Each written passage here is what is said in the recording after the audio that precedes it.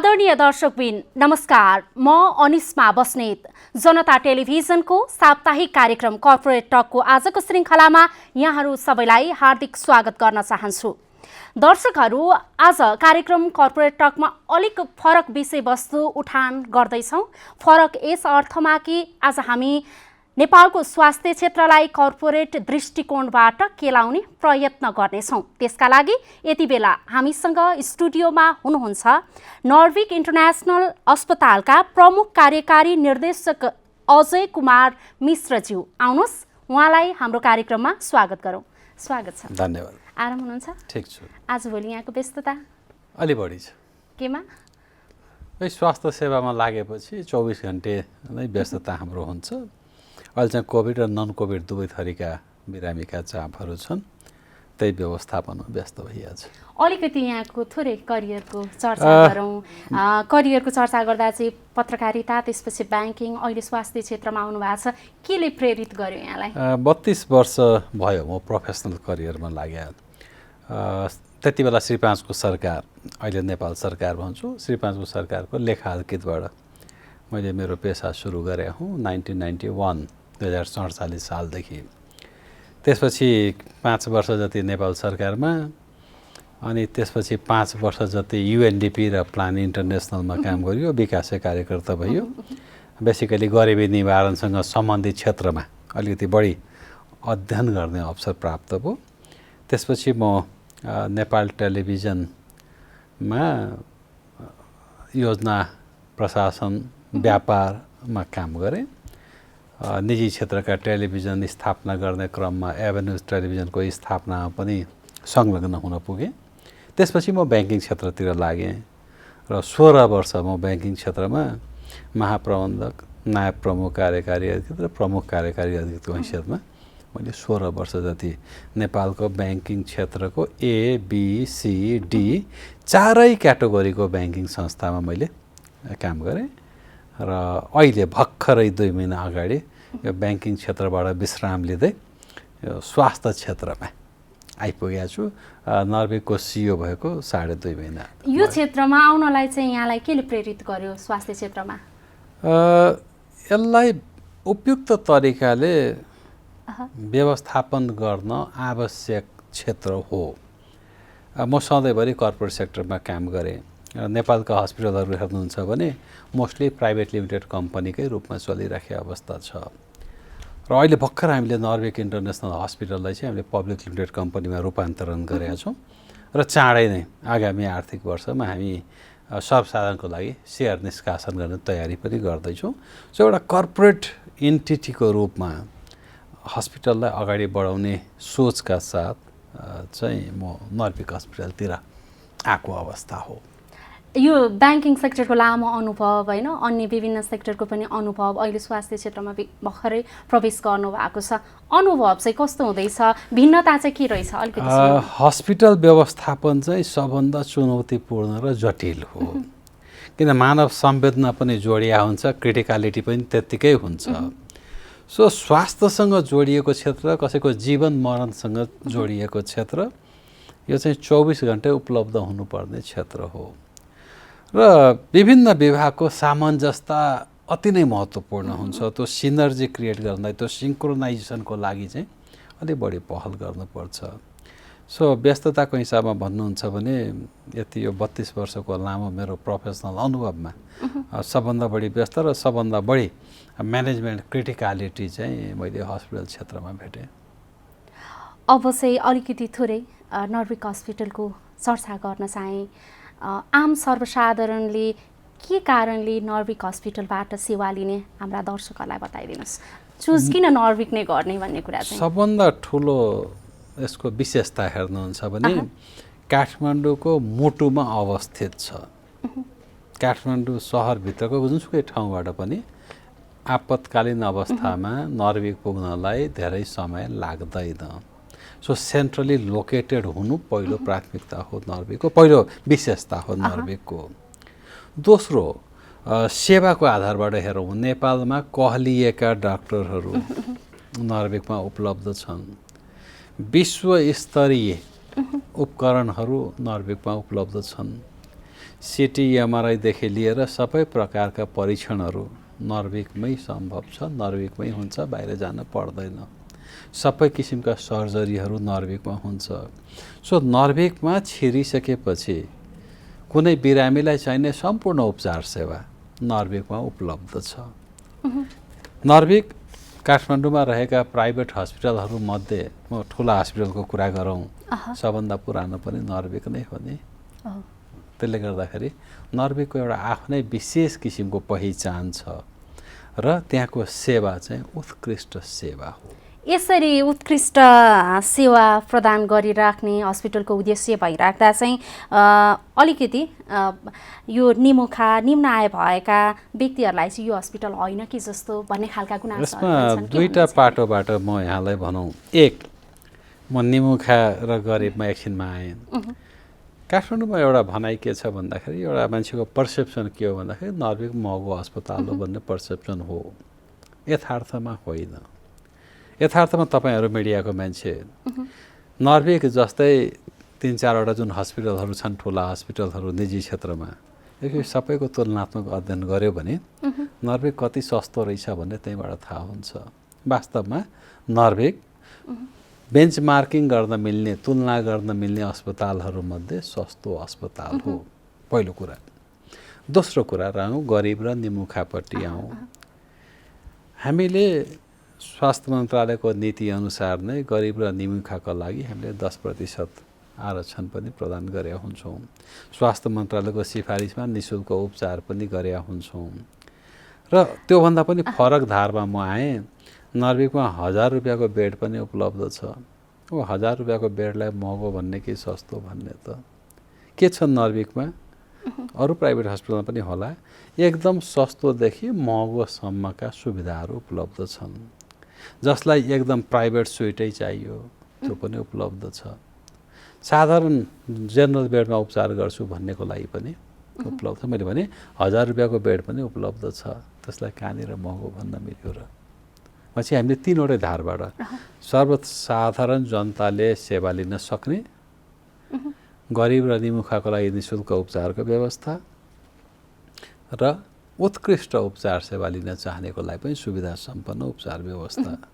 अस्ति भर्खर यहाँहरूले मिडियामा हेर्नु होला, एउटा कलाकार निशा घिमिरेको उपचारमा हामीले नर्भिकले 50 लाखसम्म आफैले खर्च गरेको अवस्था पनि छ। पछि हामीले CSR, कर्पोरेट सोसल रेस्पोन्सिबिलिटीतिर पनि उत्तिकै सजग र सचेत छौँ। यसरी सजग र सचेत भइराख्दा पनि सेवा लिन चाहिँ अघि यहाँले भन्नुभयो आरक्षणकै कुरा, अब त्यो 1-2जना कलाकार, 1-2जना व्यक्तिहरू भन्ने त त्यो त सीमित भयो होइन, चर्चामा आएका व्यक्तिहरूको कुरा। अन्य मानिस आम जो सर्वसाधारण छन् तिनीहरूलाई चाहिँ अलिकति जुन आरक्षणको कुरा गरिन्छ होइन, त्यो सेवा लिनलाई एकदम धेरै झन्झटिलो हुने त्यस्ता खालका गुनासाहरू पनि आइरहेका छन् होइन। अब नर्भिक इन्टरनेसनल हस्पिटलबाट चाहिँ त्यो सेवा लिनु पर्यो भने केमा चाहिँ आम बिरामी सर्वसाधारणले लिन सक्छन् र कसरी लिन सक्छन्? हामीले अघि भन्यौँ नि, हामी बहुत समाजप्रति सचेत छौँ। स्वास्थ्य मन्त्रालयले नीति नै के बनाएको छ भन्दाखेरि, स्वास्थ्य मन्त्रालयले त निःशुल्क उपचार गराउने सिफारिस चाहिँ स्वास्थ्य मन्त्रालयले नै गर्नुपर्ने। भनेपछि त्यो बिरामी त स्वास्थ्य मन्त्रालय जानै पर्यो, स्वास्थ्य मन्त्रालयबाट सिफारिस आउनु पर्यो, त्यसपछि नर्भिकले त्यो उपचार दिने हो। हामी अझ गरिब र निमुखाको लागि छुट्टै किसिमको छुटका कार्यक्रमहरू पनि हामीले दिइराखेका हुन्छौँ। उसको क्षमता हेरेर, उसले तिर्न सक्ने नसक्ने हेरेर छुटका अवसरहरू पनि दिइराखेका हुन्छौँ। समाजप्रति उत्तरदायी भएर 11 नम्बर वडा जहाँ हामी छौँ अवस्थित, 11 नम्बर वडाका सम्पूर्ण वडावासीहरूलाई हामीले 10% छुटको व्यवस्था मिलाएका छौँ। ज्येष्ठ नागरिकलाई छुटको व्यवस्था मिलाएका छौँ।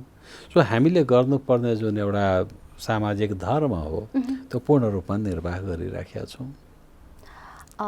यो भनिराख्दाखेरि अहिले चाहिँ अलिकति ठुला मान्छेहरूको कुरा जोड्न चाहे, अलिकति ठुलो व्यक्तिहरू जो अलिकति पैसा छ, पैसावाल हुनुहुन्छ, नेताहरू हुनुहुन्छ, अलिकति उच्च वर्गको मानिसहरू हुनुहुन्छ, उहाँहरू चाहिँ यसरी यहीँ सेवा हुँदाहुँदै पनि विदेश जाने उपचारका लागि त्यो खालको एउटा नीति छ। विभिन्न अस्पतालहरूले, नर्भिक लगायत अन्य अस्पतालहरूले पनि स्वदेशमै सर्वसुलभ राम्रो सेवा भनेर चाहिँ आफ्नो हस्पिटलको स्किम ल्याइराख्दा त्यो सेवालाई चाहिँ जुन सेवा दिइरहेछ हस्पिटलहरूले त्यसलाई चाहिँ किन प्रयोग गर्न नचाहेको के छ उहाँहरूको कारण किन?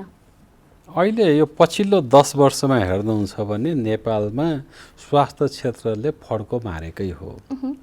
पछि विश्वस्तरीय हस्पिटलहरू खुलेका छन्, साधन स्रोत पर्याप्त आएको छ, लेटेस्ट इक्विपमेन्ट्सहरू आएको छ, अधिकांश रोगको उपचार नेपालभित्र सम्भव छ। त्यति हुँदाहुँदै पनि केही रोगको उपचारको लागि त्यो बाहिर जानुपर्ने बाध्यता अझ बाँकी छ। केही रोगको केही इक्विपमेन्टको अभावले गर्दाखेरि जुन इक्विपमेन्ट भर्खर संसारमा विकसित भएर आएको छ, बहुत महँगो छ, नेपालको इकोनोमीले साइजले नथेक्ने खालका इक्विपमेन्टहरू छन्। त्यस्तो भयो भने बाहिर जानु एउटा स्वाभाविक प्रक्रिया हो। तर मोस्टली बाहिर गइराखेको केस चाहिँ कस्तो भन्दाखेरि बाहिर गयो भने अलिकति राम्रो सेवा पाइन्छ, राम्रो उपचार पाइन्छ भन्ने सोचले बाहिर गइराखेको अवस्था बढी छ। तर पहिलाभन्दा घटेको छ। पहिलाभन्दा यो घट्दो क्रममा चाहिँ यसरी अहिले घट्न त घटिरहेछ। यसलाई शून्यमा ल्याउनका लागि अनि ती मानिसहरूलाई बाहिर राम्रो सेवा पाइन्छ, नेपालमा होइन भनेर जुन मानिसमा एउटा विचार छ, त्यसलाई परिवर्तन गर्नका लागि चाहिँ अब निजी अस्पतालहरू, नेपालको स्वास्थ्य क्षेत्रले कस्तो खालको भूमिका खेल्नुपर्छ? सरकारको नीति परिवर्तन हुनुपर्छ। स्वास्थ्य क्षेत्रको भूमिका भन्दा पनि भन्नुहोस् न, आजको दिनमा कमसेकम काठमाडौँ उपत्यकामा हेर्नुहुन्छ भने 4-5 वटा ठुला अस्पताल छन् नि, पूर्ण साधन स्रोतले परिपूर्ण अस्पताल छन् नि। केही डक्टरहरू त संसारमै कहलिएका नाम गर्न मिल्ने डक्टरहरू पनि छन् नि त। त्यति हुँदा पनि बाहिर जाने जुन एउटा परम्परा छ समाजमा देखाउनलाई या सरकारी खर्चमा जानलाई सरकारले रोक्न सक्छ। के रोक्न सक्छ? नेपालमा उपलब्ध हुने स्वास्थ्य सेवाको लागि बाहिर जानलाई सटही सुविधा नदिए भइगयो नि त, बाहिर जानै मिलेन नि त। अब बाहिरको भन्दा नेपालको उपचार असाध्यै सस्तो छ। तपाईँ सिङ्गापुर जानुहोस्, अमेरिका जानुहोस्, बेलायत जानुहोस्, त्योभन्दा उपचार नेपालमा धेरै सस्तो छ। हुँदा भारतमा गरिने उपचारभन्दा पनि नेपालको उपचार धेरै सस्तो छ। यसलाई अलिकति हामीले सरकारको नीतिबाट नै नेपालमा उपलब्ध हुने उपचारको लागि बाहिर उपचार गराउन सटही सुविधा नदिने हो भने नेपालमा उपचार गर्न वातावरण बन्छ। पहिलाभन्दा धेरै घटेको छ। म चाहिँ कहाँ सन्तुष्ट छु भन्दाखेरि पहिला सानो रोगमा पनि विदेश जाने चलन थियो भने अब भरसक नेपालमै उपचार गराम भन्ने चलनहरू बढेको छ। नेपालका भिभिआइपीहरू पनि, म नर्वेकै कुरा गरौँ, सबभन्दा ठुला भिभिआइपीहरूको पनि उपचार गर्ने थलो त नर्वेकै हो नि त, भइराखेकै छ। सो अलिकति यसलाई अझ प्रश्रय दिन चाहिँ सकिन्छ। अब सरकारले कस्तो नीति लिएर आउनुपर्छ स्वास्थ्य क्षेत्रको विकासका लागि, नेपालमै हर उपचार चाहिँ सम्भव छ भन्नका लागि? हामीले केही काम गर्न सक्छौँ। जस्तै इक्विपमेन्टहरू आयात गर्दाखेरि लाग्ने राजस्व दस्तुरमा हामीले अलिकति छुट दिन सक्छौँ। हामीले हस्पिटलले तिर्ने आयकरलाई बरु गरिबको उपचारसँग जोड्न सक्छौँ। जुन आयकर हामीले सरकारलाई तिरिराखेका हुन्छौँ त्यसमध्ये एउटा सर्टेन पोर्सन चाहिँ यो निःशुल्क उपचारमा हामीले त्यसलाई च्यानलाइज गर्न सक्छौँ। अवस्था के छ, निजी क्षेत्रको अस्पतालले सञ्चालन खर्च त जुटाउनै पर्यो नि, पैसा नलिकन त उपचार गर्न सक्दैन। सो अघि तपाईँले भनेको त्यो निमुखा गरिबको लागि उपचार सेवा दिनलाई त्यसलाई हाम्रो कर प्रणालीमा अलिकति सामञ्जस्यता मिलाइदियो भने त्यो पनि गर्न सकिने भयो। भनेपछि यसलाई बेसिकल्ली अब नेपाल सरकारले स्वास्थ्य क्षेत्रको विकास चाहने हो भने यसलाई चाहिँ मेडिकल टुरिज्म हबको रूपमा पनि डेभलप गर्न सकिन्छ। कसरी गर्न सकिन्छ अलिकति त्यसको पहिला किन गर्न सकिन्छ भन्नेमा जाउँ। नेपालको हावापानी, स्पेसली काठमाडौँकै कुरा गरौँ, टेम्परेचर बडा फेभरेबल टेम्परेचर छ। एकदम गर्मी कहिले पनि हुँदैन, घाम नलाग्ने भने लगभग हुँदैन। सो हाम्रो जुन मौसम छ नि, यो मौसम हेल्थ रिलेटेड अपरेसन्सहरूमा हिलिङमा सपोर्ट गर्ने खालको मौसम छ। अलिकति पहाडी एरियामा निस्क्यौँ भने झन् राम्रो वातावरणहरू छ। सो जति माथि अल्टिच्युडमा गएर हामीले सर्जरी केसेसहरू गऱ्यौँ भने त्यो हिल हुन लाग्ने टाइम चाहिँ घटाउन सक्छौँ। मैले अघि भने संसारभरिमै हेर्ने हो भने विकसित देशभन्दा नेपालको ट्रिटमेन्ट कस्ट कम छ। भनेपछि बाहिरका मान्छेलाई हामी यहाँ एट्र्याक्ट गर्न सक्ने भयो नि। जस्तै इन्डियाले गरेका छ, दिल्लीका ठुला हस्पिटलहरूमा जानुभयो भने विदेशबाट मान्छे उपचारकै लागि दिल्ली आइराखेको छ नि त। त्यो भनेको आफ्नो देशमा सर्जरी गराउनुभन्दा इन्डियामा आएर गराउँदाखेरि सस्तो पर्ने भयो। मान्छे क्वालिटी त त्यहाँ पनि खराब होइन रहेछ नि त। अमेरिकनहरू पनि इन्डियामा आएर सर्जरी गराउने भनेपछि इन्डियन अस्पताललाई कसरी खराब भन्न सक्यौँ त। त्यही अवस्थामा नेपाललाई पनि मेडिकल ट्रिटमेन्ट एकदम राम्रो छ है भन्ने एउटा अलिकति एडभोकेसी गर्न सक्यौँ, अलिकति साधन स्रोत थप्न सक्यौँ भने मेडिकल टुरिस्ट हबको रूपमा हामीले डेभलप गर्न सक्छौँ। यो सम्भावना कतिको छ? यति 2-4वटा पोइन्टले मात्र सहज होला त? 2-4वटा पोइन्टले अलिकति सरकारले चाहिँ टेवा पुर्याउनु पर्ने ठाउँ अघि जुन मैले भने नि अलिकति सफिस्टिकेटेड इक्विपमेन्ट्सहरू टेक्नोलोजीहरू भित्राउनु पर्छ। त्यसको लागि अलिकति आयात गर्ने वातावरणमा अलिकति यो भन्सार अन्तशुल्क लगायतका चिजहरू, यो ड्युटीका चिजहरू यति मिलाउनु पर्ने हुन्छ। 1 2 त्यसको स्थापनाको लागि अलिकति ठुलो जग्गाको व्यवस्थापन गर्नुपर्ने हुन्छ। अब आजको दिनमा कमसेकम सहरमा चाहिँ ठुलो जग्गाका प्लटहरू उपलब्ध छैनन्।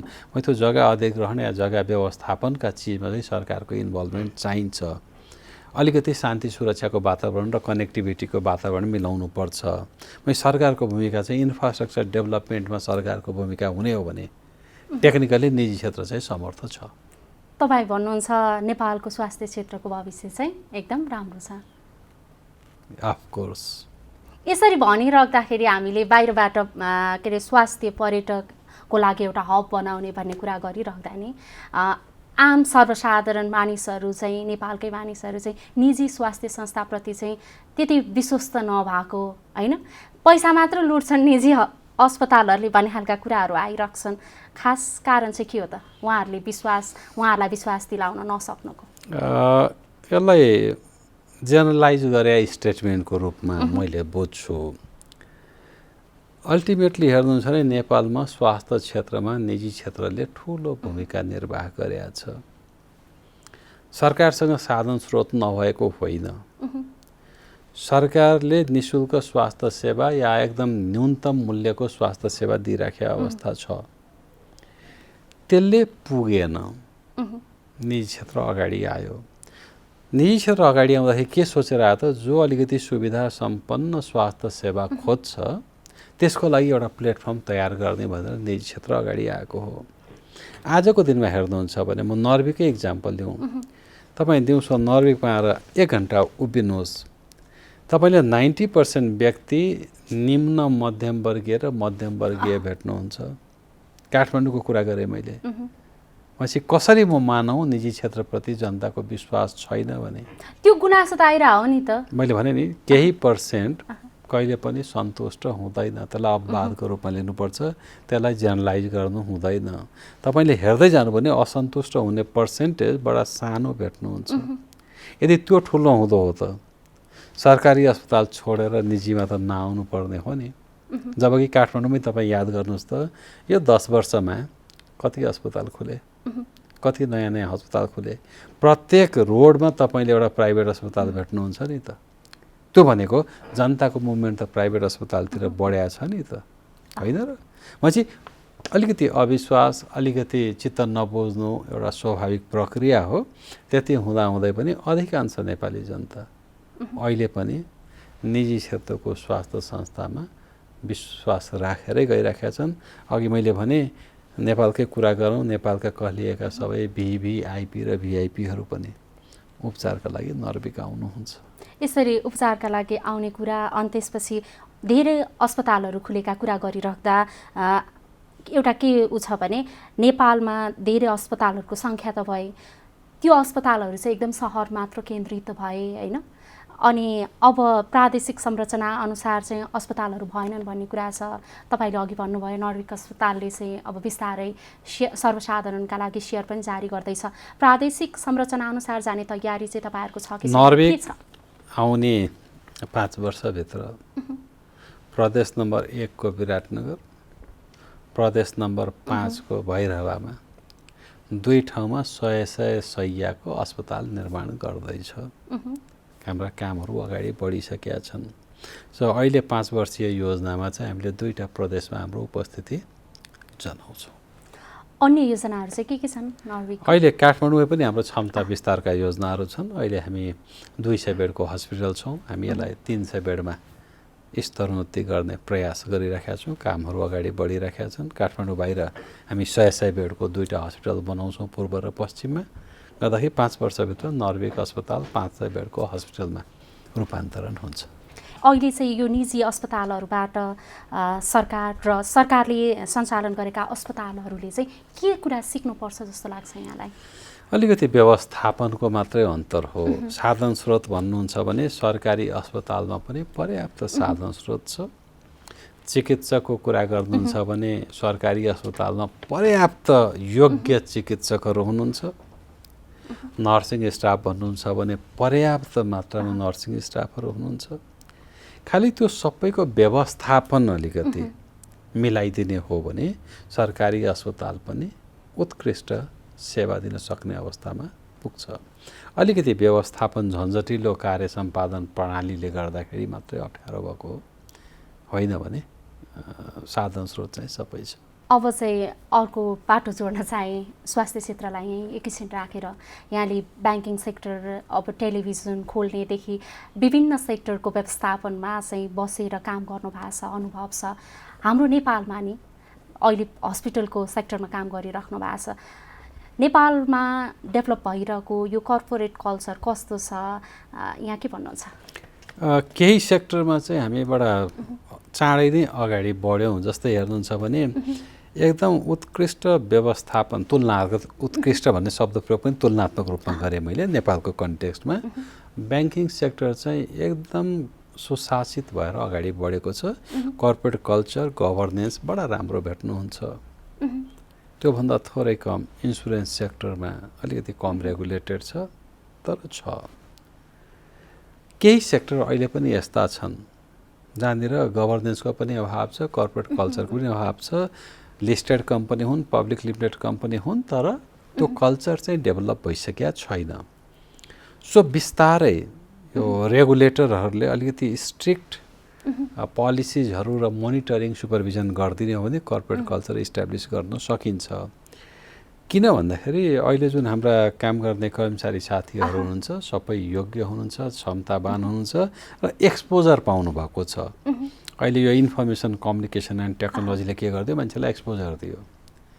यो गुगलको एक्सेसले बडा राम्रो एक्सपोजर दिएको छ। सो एक्सपोजर छ, नलेज छ, यो कर्पोरेट गभर्नेन्स चाहिन्छ, कर्पोरेट कल्चर चाहिन्छ भन्ने थाहा छ, तर त्यो व्यवस्थित रूपमा अगाडि बढेको छैन। बिस्तारै तपाईँले हेर्दै जानुभयो भने सबै सेक्टरमा अलिकति कर्पोरेट कल्चर बिस्तारै बढ्दै हिजो तपाईँले जहाँ काम गरिराख्नु भएको थियो हिजोको दिनमा र आज यहाँ आइपुग्दासम्म चाहिँ कतिको विकास भएको पाउनुहुन्छ? धेरै, कमसेकम पछिल्लो 16 वर्ष म ब्याङ्किङमा बसेँ। 16 वर्ष अगाडिको ब्याङ्किङ र 16 वर्षको पछाडिको ब्याङ्किङमा आउँदाखेरि कर्पोरेट कल्चरमा निकै ठुलो चेन्ज भइसकेको थियो। सुरुमा त्यस्तो कर्पोरेट स्ट्रक्चर थिएन ब्याङ्किङ इन्डस्ट्रीमा पनि। कता कता धेरैवटा ब्याङ्क वित्तीय संस्था त त्यो घरेलु ढाँचामा चल्या पनि थिए नि त। घरको मेरो आफ्नै इन्टरप्राइज जस्तो चलेको थियो नि। आजको दिनमा सानै ब्याङ्किङ इन्स्टिट्युसन किन नहोस्, पोलिसी प्रोसेसले चलेको छ नि त। ठुलो जम्प त्यहाँ भेट्नुहुन्छ, चेन्ज भएको छ। गभर्मेन्टको सिस्टममा पनि चेन्ज भएको छ। जति बेला म गभर्मेन्ट सिस्टममा थिएँ 32 वर्ष अगाडि र आज आउँदाखेरि काम गर्ने तौर तरिका अलिकति भए पनि परिमार्जन र परिवर्तन भएका छन्। सो बिस्तारै हामी यो कर्पोरेट कल्चरतिर चाहिँ अगाडि बढ्दैछौँ र मलाई लाग्छ अबको स्पिड चाहिँ बढ्छ। कतिपय मानिसहरूले चाहिँ यहीँ के भन्नुभएको छ भने नेपालमा कर्पोरेट कल्चरै छैन, डेभलपै भएको छैन। जहाँ बस्नु भएको छ, जो नीति निर्माण गरिराख्नु भएको छ, उहाँहरूलाई त्यो सम्बन्धी नलेज हुँदाहुँदै पनि उहाँहरूले त्यसलाई इम्प्लिमेन्ट गरिराख्नु भएको छैन भन्ने खालको कुरा गर्नुभएको। दुईवटा कारण हुन्छन्। के हुन्छ भन्दाखेरि मैले अघि फेरि भने जेनरलाइज गर्नु हुँदैन भन्ने कन्टेक्स्टमा मैले भने कतिपय अवस्थामा बाध्यतावश कर्पोरेट कल्चर इस्टाब्लिस गर्न सकिँदैन। जब मेरा हिडन इन्ट्रेस्टहरू, मेरा स्वार्थहरू हावी हुन्छ, म चाहेर कर्पोरेट कल्चर इस्टाब्लिस हुन दिन्न। किनकि जति कर्पोरेट कल्चरभन्दा बाहिर हामी बस्छौँ, कमजोर हुन्छौँ, त्यति मैले मेरो इच्छा अनुसार मेरो स्वार्थ पूर्ति गर्न सक्छु। सो त्यो स्वार्थ पूर्ति गर्ने क्रममा हामीले कर्पोरेट कल्चरलाई बिगाड्ने हो। जब मैले स्वार्थ छोड्छु अर्गनाइजेसनको लिडरको हैसियतमा कर्पोरेट कल्चर बन्न थाल्छ। किनकि त्यति बेला मेरो प्राथमिकता सिस्टममा चल्नुपर्छ भन्ने हो। जब हामी दिगो सोच राख्छौँ बाध्यताले पनि कर्पोरेट कल्चरतिर हामीलाई डोर्याउँछ। सो म के चाहिँ मान्दिनँ भन्दाखेरि हिजोको अवस्था र आजको अवस्था एउटै हो या डिटोरिएसन भएको भन्ने म मान्दिनँ। हिजोको कर्पोरेट कल्चरभन्दा आज हामी कर्पोरेट कल्चरमा अलिकति बलियो हुँदै गएका छौँ। यो स्पिड अब आउने दिनमा झन् बढ्छ। अब ब्याङ्किङ सेक्टरकै कुरा गर्न चाहे, ब्याङ्किङ सेक्टरमा चाहिँ अहिले जुन नीतिहरू छ होइन, सरकारले राष्ट्र ब्याङ्कले जारी गरेको नीतिहरू छ, त्यसमा चाहिँ कतिपय ब्याङ्कहरूले चाहिँ नमान्ने, त्यो उल्लङ्घन गरिरहेको हुन्छन् होइन। त्यो बारम्बार जारी गरिरहेका ब्याज दरको कुरा भयो, विभिन्न खालका सहुलियत कर्जाहरू, यी कुराहरूलाई जुन राष्ट्र ब्याङ्कको नीतिभित्र बसेर काम गर्नुपर्छ त्यसलाई नमानिरहेको देखिन्छ। त्यो चाहिँ के कारणले? सानो इक्जाम्पल दिन्छु म। नीति ल्याउँदा, नीति बनाउँदा त्यसको असरहरू कहाँ कहाँ पर्छन्, त्यो असरलाई कसरी न्युट्रलाइज गर्ने भन्ने पनि त सँगै आउनु पर्यो नि। त्यो स्टेक होल्डरसँग छलफल हुनु पर्यो नि। सरकारले के भनिदियो, प्रमाणपत्र धितो राखेर कर्जा देऊ भन्यो। एकछिनलाई मानौ म ब्याङ्कर, म कहाँ प्रमाणपत्र लिएर आएँ, मैले पैसा कर्जा दिएँ, त्यसले पैसा तिरेन, कसले तिर्दैन त मलाई पैसा? किन मैले जो पैसा दिँदैछु त्यो प्रमाणपत्र धितो राखेर त्यो मेरो पैसा त होइन नि। त्यो त जनताको निक्षेप हो नि, त्यो नीति बनाउने व्यक्तिको निक्षेप हो नि। मलाई पैसा नदिएर सुख पाउँछु त मैले? भनेपछि म जो यो कागजको त्यो प्रमाणपत्रको धितोमा पैसा दिइराखेको छु, भोलि मेरो पैसा उठाउने मेकानिजम पनि बनाइदिनु पऱ्यो नि त सरकारले। किन मान्ने मैले? म जनताको पैसा डुबाउनु पर्छ त होइन त। भनेपछि नीति बनायो भन्दैमा मान्न नमिल्ने नीति कसरी मानौँ त म? अब मलाई के चाहियो? सरकार ग्यारेन्टी बसोस् न त। त्यही त भयो, म स्टेक होल्डरलाई सरकार समावेश गराइएन। त्यो गराएर त हाम्रो माग हुन्थ्यो नि, ठिक छ हामी पैसा दिन तयार छौँ। उसले पैसा तिर्दैन भने कसले तिर्दैन त पैसा? ग्यारेन्टी कोही लिनु पऱ्यो नि। त्यो इन्सुरेन्सले ग्यारेन्टी लिनु कि नेपाल सरकारले ग्यारेन्टी लिनु पऱ्यो नि। तपाईँ देखिराख्नु भएको छ कोरोना बिमाको भुक्तानी आजसम्म भएको छैन नि। सरकारले जिम्मा लिएको होइन र? सरकारले जिम्मा लिया भरमा त्यो बिमा कम्पनीले कोरोना बिमा गरे होइन र? खोइ त सरकारले पैसा दिएको 7 अरब अहिले पनि बक्यो त छ नि त। हामीले त बिमा गरायौँ, पाइन्छ भनेर, खोइ त पैसा पाएँ मैले? कहाँ गयो पैसा? नीति बनाउँदाखेरि यी सबै विचार गर्नुपर्छ। अहिले के भने सरकारले फेरि ब्याङ्किङमा फर्केँ म, बिना धितो महिलाहरूलाई कर्जा देऊ, वैदेशिक रोजगारीबाट फर्कालाई कर्जा देऊ, त्यो बेरोजगारलाई कर्जा देऊ, दिने सबलाई देऊँला। मेरो पैसा उठेन भने तिर्दिने मान्छे पनि अगाडि आइदिनु पऱ्यो नि त। त्यो नीति ल्याइदिए हुन्छ, ब्याङ्कहरूले अक्षरश पालना गर्छन्।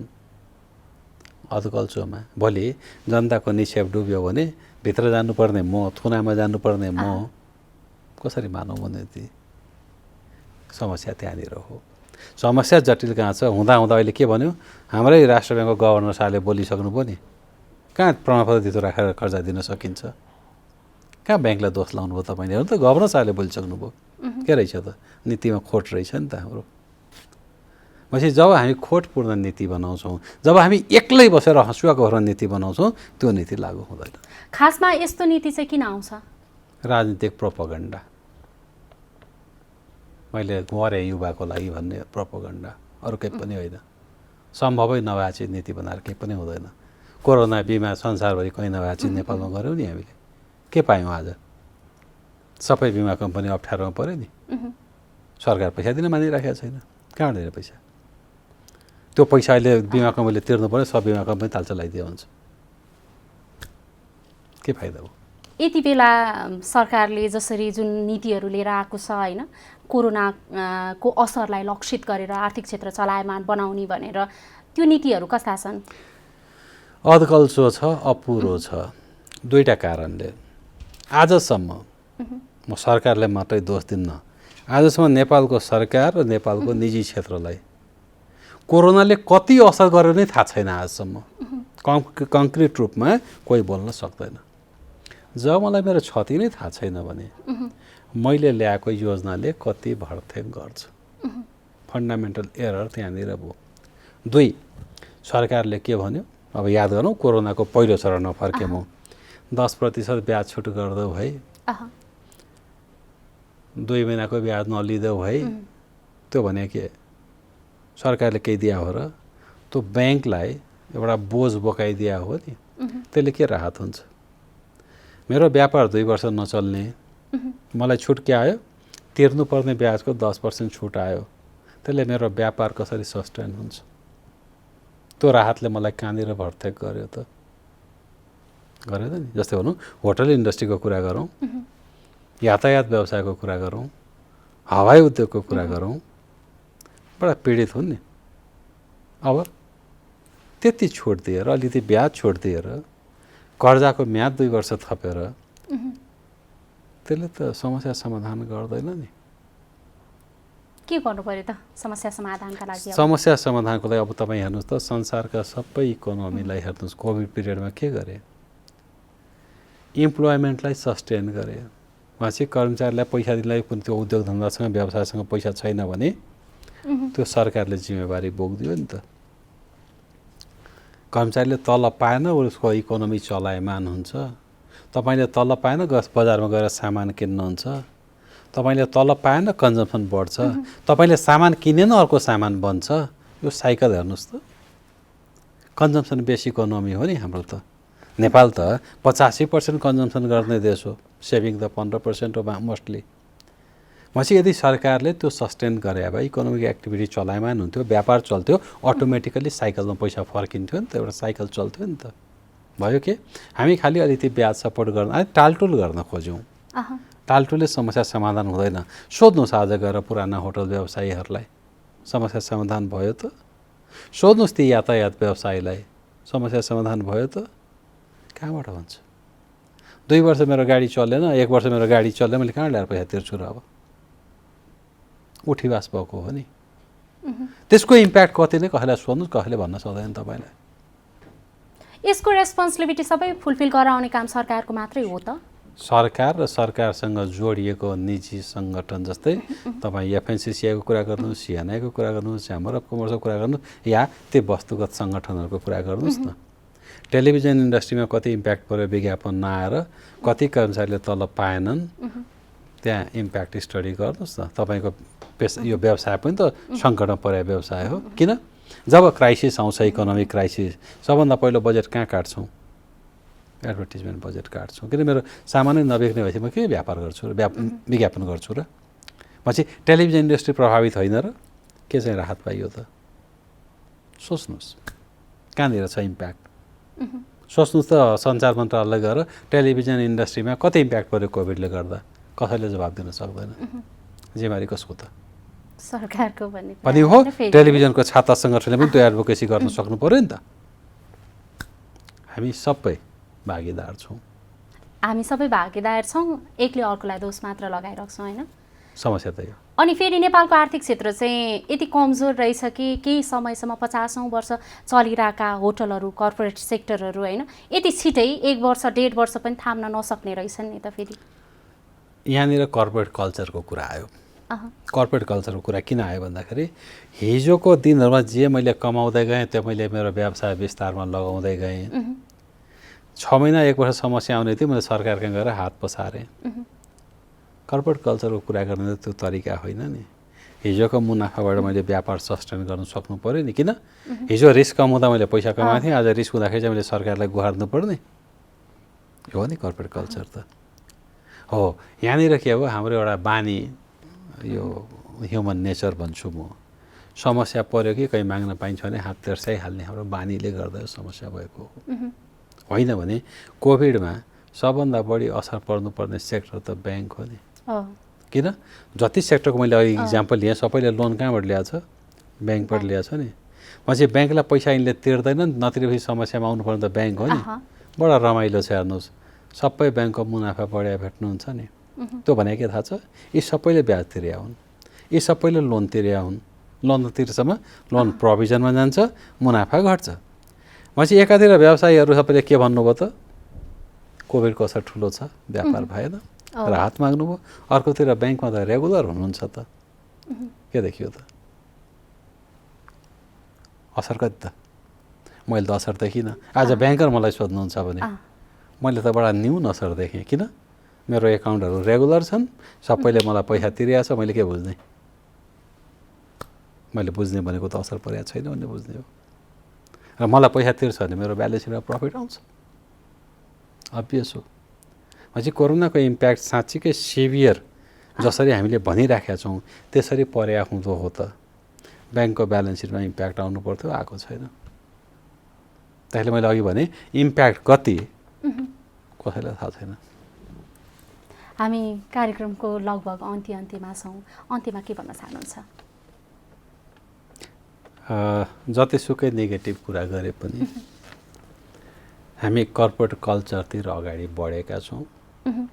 नयाँ पुस्ता सचेत छ। Most of the institutions government non government नयाँ पुस्ताको हातमा जाँदैछ। तपाईँ हेर्नुहोस् नेपाल सरकारका सचिवहरू पनि नयाँ पुस्ताका भेट्नुहुन्छ। प्राइभेट सेक्टरका इन्टिटिजहरू दोस्रो पुस्ताले छोरा पुस्ताले सम्हाल्दै गएको छ। नयाँ सोच आएको छ र यो नयाँ सोचले के गर्छ भने सरकारले प्रयत्न नगरे पनि नेपालको इकोनोमिक डेभलपमेन्ट, नेपालको आर्थिक गतिविधिले गति लिन्छ। त्यो 6-60% को जिडिपी ग्रोथ गर्न सरकारको सपोर्ट नगर्दा पनि आउँछ। सरकारले सपोर्ट गरिदियो भने अलि बढी ग्रोथ हुन्थ्यो। त दुईतिरै सरकारी र गैर सरकारी दुईतिरै नयाँ पुस्ताको पकड बढेको छ। यसले देशलाई उज्जवल भविष्यतिर लैजान्छ। हामी सबै सेक्टरमा, शिक्षामा हेर्नुहोस् राम्रा इन्स्टिट्युसन्सहरू आएका छन्, क्वालिटी एजुकेसन आएको छ। स्वास्थ्यमा राम्रो उत्कृष्ट सेवा दिने अवस्था सिर्जना भएको छ। पर्यटन क्षेत्रमा होटल पूर्वाधारहरू थपिँदैछन्। म चाहिँ मान्छे आशावादी भए। अब पोस्ट कोभिड बिजनेस राम्रो चल्छ है, होटल टुरिज्म इन्डस्ट्री थपिँदै गएका छन्। दुईवटा एयरपोर्ट तयारी अवस्थामा पुगिसकेको अवस्था छ। बाटोघाटोहरू थपिँदै गएका छन्। स्थानीय निकायहरू सबल हुँदै गएका छन्। म नेपालको आर्थिक भविष्य मैले चाहिँ उज्जवल देखिराखेको छु। हस्, यहाँलाई समय र संवादका लागि धेरै धेरै धन्यवाद। हजुर, आज हामीले कुरा गर्यौं नर्भिक इन्टरनेसनल अस्पतालका कार्यकारी प्रमुख अजय कुमार मिश्रज्यूसँग। हवस् त, कार्यक्रम कर्पोरेट टक आजलाई यति नै। जनताद्वारा जनताका लागि प्रसारित जनता टेलिभिजन हेरिरहनुहोस्। नमस्कार।